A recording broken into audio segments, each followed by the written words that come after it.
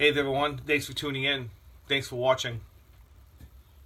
So basically, today's a pretty casual day, just kind of hanging out in a shop. I want to do just a quick little update about the equipment that I'm using, a couple of changes I made, and I want to kind of talk about what had happened this past weekend and what happened to me yesterday is for a whole different video, and that'll be coming up. I'm not sure what video is going to come up first, but what a crazy day yesterday was.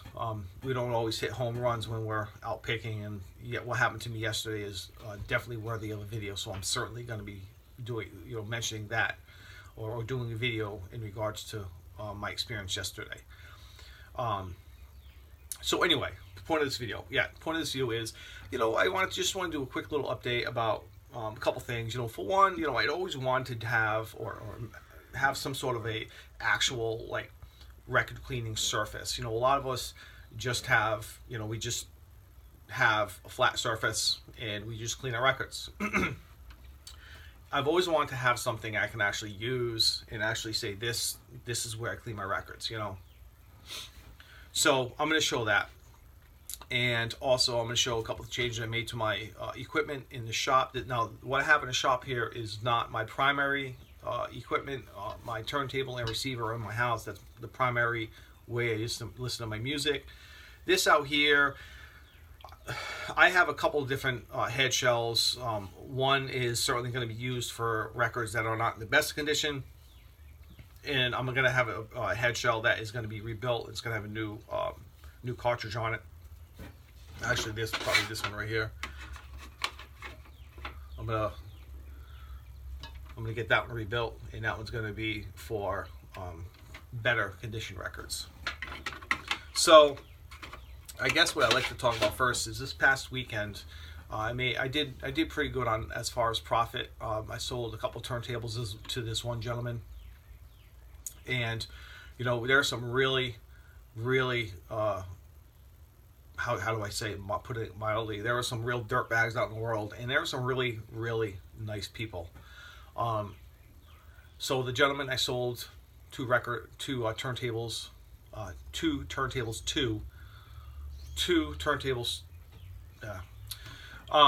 so basically I had sold him the Denon turntable I had that I've been working on, and he bought it knowing that there was an issue with it. It did run and it did function, it did work, but there was a problem with getting sound out of one channel, and he knew that. I sold to him pretty good price, I think. He put a little money into it. Probably, maybe a little, from what I've seen for that particular turntable, probably a little more than what it's worth, but in the end, maybe not so bad. It's a decent turntable. So, and he also, while he was here, he had seen the turntables that were what I had told him my future projects. And he had noticed one that he wanted to get, and I said, well, I didn't really anticipate selling any of those yet because I hadn't done anything to them.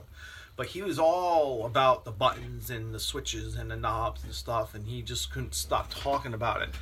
And he was such a nice guy, and so we kind of went back and forth, and for what I put into what I had picked up. What he offered and what he agreed on was exceptional. It was great, to be honest with you. And so basically he made, he agreed on the price I was selling Denon for, which was great, and then we agreed on a price for the other turntable. And I can't remember what turntable it was. I think it was it might have been a Techniques. That was a belt drive, and the way I test those, if I don't have the belt, and the belts are really inexpensive, but if I do a primary check to see if everything's working, what I like to do is I'll just take, basically, and I don't sell them like this, I'm not trying to screw anybody, but just a preliminary check to see if it works, because you keep buying belts, and if it's not functioning properly, then you just end up with a bunch of belts you're not going to use. So I have no problem buying a belt or buying parts, but I just like to know what I'm getting into first. So basically what I do is, as far as a belt drive turntable, I just use an elastic, and I replace the belt that's not there. with the elastic. I run it.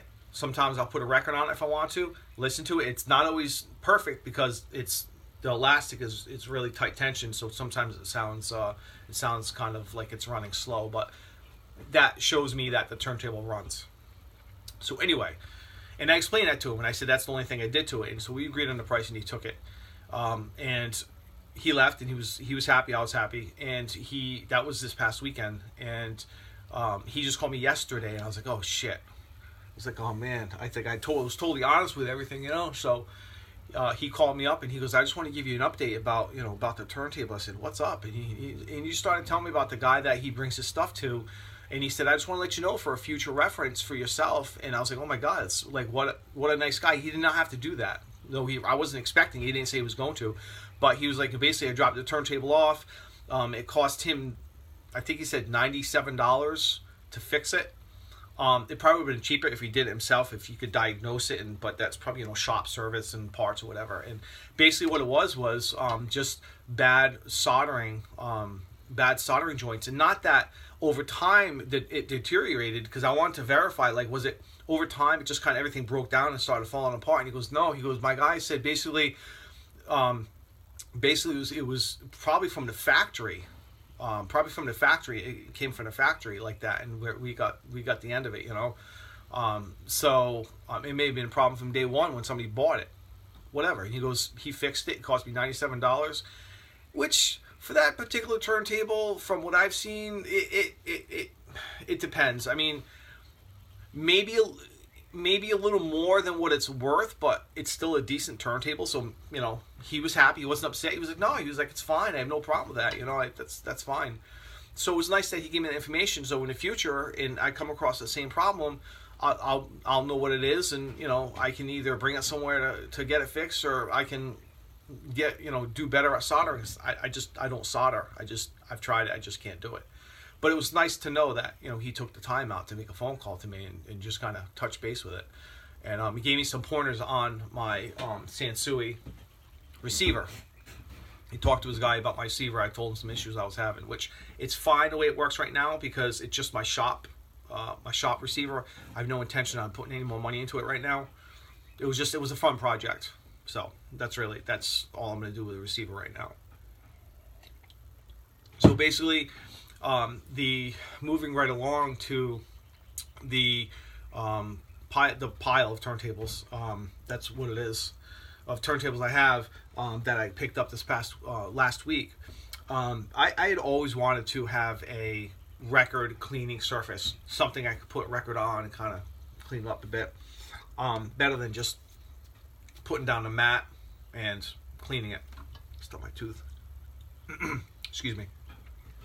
So basically, I had done a couple of things. I did some primary checks and kind of see if there what turntables are worth putting money or time into, and which ones were just not worth anything.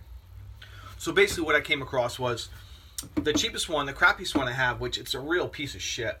It's a I was gonna say Panasonic. It's a Pioneer PL990, which it's probably one of those $99 ones or $100 ones.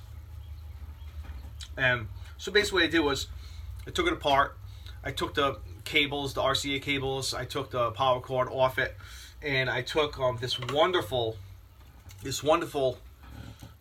toner arm off, and I have that on my shelf because it's just a piece of crap. I have something on my tooth and it's really bothering me, but I'm not going to start this video all over again. So it's sitting here to remind me what this is probably just how basic sometimes they get with parts, but they try to get them out to the consumer. And anyway, I'm not going to go off on that. But so basically what I did was, so I took it apart and I just kind of took things, so I didn't have to worry about cords or anything. I kept the dust cover. I have the dust cover I can put on it if I want it. But so this is my record cleaning surface. It's nice. It's just basically just a basic turntable, a very simple turntable I can use to put my records on, and I can use this to clean them. And I've always wanted to do that, but I've just never really come across something that was worth taking apart or trashing it, you know. But this was a perfect candidate for my for the purpose. So I'm excited about that. Can you tell?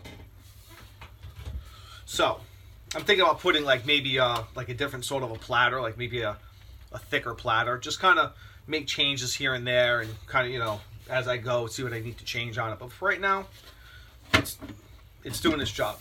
So basically, I also changed a couple things, or one thing really, as far as my turntable for my shop listening experience. I had the Sansui turntable. It was one with the it was made out of wood, and I actually got it up and running, but I wanted a better quality one, one that ran a little better. So instead of selling the, I think it's the MCS turntable, which is actually a Techniques brand, and I swapped it out. So that's what we have here, and this is the one that is going to. That's a VCLT for somebody. I'm not going to tell you. So basically this.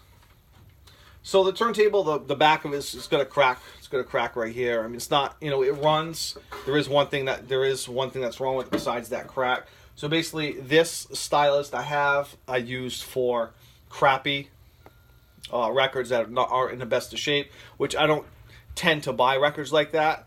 But if you know, maybe if I want to listen to something as, you know, with testing it, or if I think it's not really the best, I don't have to put it on my turntable with the really good cartridge. It's good to have kind of a secondary cartridge just in case. And then I'll just, when I want to, I can just swap that cartridge out, or the whole head shell out with the better one. So this is what we have right now. This is the receiver I've had for a bit now. This is my CD player, and I'm going to make a base because this isn't sitting on here very good. I'm going to make a base for this to sit on. So I can have a turntable in my shop. I kind of initially want to sell it, but the platter is, it's not, what's throwing me off is this platter. If you look, it's not rust, but it's kind of, the aluminum is really, it's kind of beat up. You know what I mean? And with the dust cover like that and the platter like that, I don't want to sell it to somebody. I just don't want to. I just rather just keep it for myself. So the only thing that's wrong with it, it runs fine. The only thing that's wrong with it is this button right here, the stop and start button. It doesn't work, so that's another thing that, what am I going to sell it for, like $30-40? It's worth more than that to me. So so maybe when I get better with my soldering skills, maybe I can take it apart again and figure out. I took it apart, but I couldn't really figure out what was wrong with it. Everything looked like it was intact. All the wires were good. I don't know what the problem was, but it's not really a big deal. I'm just going to use my shop. I'll just manually. It's not a fully automatic turntable as it states right here. It's a manual. It's a manual operational turntable right now. So that's fine. It works fine. That's fine for me. So I do have 1 or 2 more videos I want to do. Crazy shit yesterday. I really need to do a video about that. So I think I'm going to draw this video to an end.